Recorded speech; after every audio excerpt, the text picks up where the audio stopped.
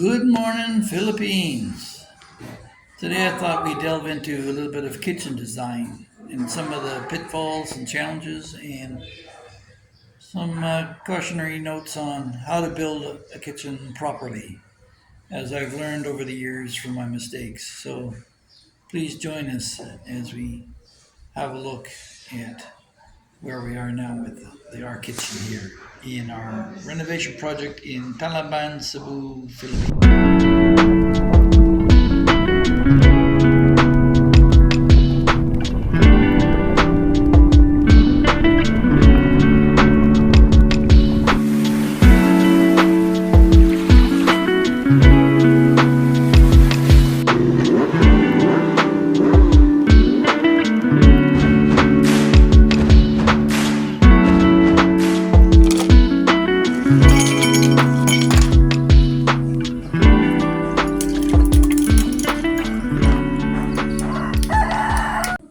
Good morning, Philippines. Well, today I want to talk to you about kitchens. And while I see a lot of architects pointing out the mistakes of what they make in their kitchens, I want to show you some of the things I did right. Okay? First and foremost is lighting. Now, we're nowhere near finished here with this yet because there's still lighting to go under the work surfaces, and that's coming. But we've illuminated above there as an option that you can have your knickknacks displayed. If you so desire, you can turn it off. But yeah, there'll be lighting put under here. The key thing with kitchens is you need plenty of electrical outlets for your appliances.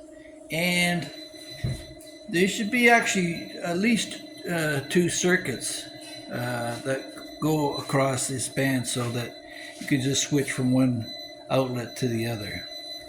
Another thing too that you'll see often is when they put the fridge, just the fridge space, above the space, they'll put a single drawer, which is huge.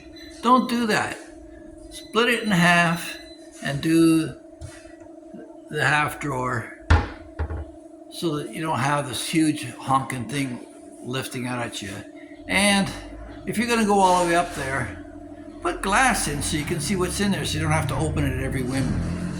Now, the other thing too is beside the fridge, there's a gap and a workspace between there and the stove. The classic triangle where you move things around from sink to fridge to stove. It should be tight and workable, but there should be spaces between, as there is here and the stove and here and the sink. Now, as far as sinks go, don't go with a half sink. As one architect pointed out, he goofed there. Make sure you got two full-size sinks so you can do the wash and a rinse without having to worry about it. Another thing too is you absolutely need a backsplash. Don't do any of this trendy stuff with wallpaper or crap, whatever. This is fluted tile, but it's actually there and serves a purpose. Now the stove, I located the stove next to the corner. Why did I do that? Because on the outside, under that paint can, is where you'll find the gas cylinder that's replaced on the outside of the house without having to gain access. Corner spaces are typically dead spaces that you can't make much use of. And make sure you have a decent fan over the stove to deal with the ventilation. Now between the stove and the fridge, I've got space for a microwave here that has enough of a width of an area that the door is not going to be swinging out and hitting you. Don't be putting your microwave over your stove. That's ridiculous because when you're using the stove and the kids want to use the microwave, you're going to have a problem with that. Now, as far as the lower cabinets go, I see people putting stupid little drawers and things in front of the sinks. No. Now, the one thing I do is this is a large storage space for containing cleansers and detergents and things like that. You need the upright portion of it so that you can put in your brushes and things that are a little taller in height. But if anything, I might consider putting in a ventilation grid here if the humidity proves to be a problem later. Later on, we'll be putting in a dishwasher here, but for now, we've just put in cupboard doors. Now make sure that when you get your cupboard doors, that they're not filling the full space, because these things are going to come out and hit you. Hi guys, if I could just interject for a moment here and thank all the new subscribers who joined us and ask you to consider subscribing if you haven't in the past. It costs you nothing, and try it out, see what the topics I cover, if it's of interest to you. Speaking about space, again, you'll notice that between the bar and the kitchen sink counter, there's a space. The minimum requirement for a hallway is 36 inches. This is 42 inches. So it exceeds that and gives you more room, especially in front of the stove where you've got some room to cook without being tripping over yourself.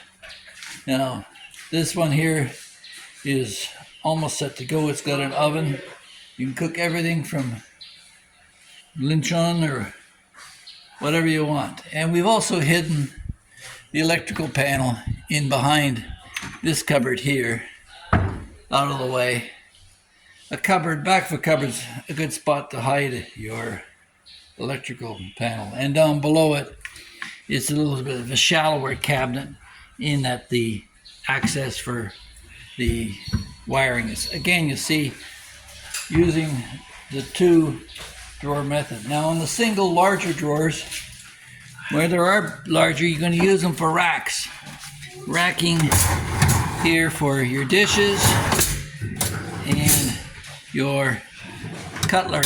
Now you want these open racks to breathe lots of air. Being in the Philippines, you've got a lot of humidity.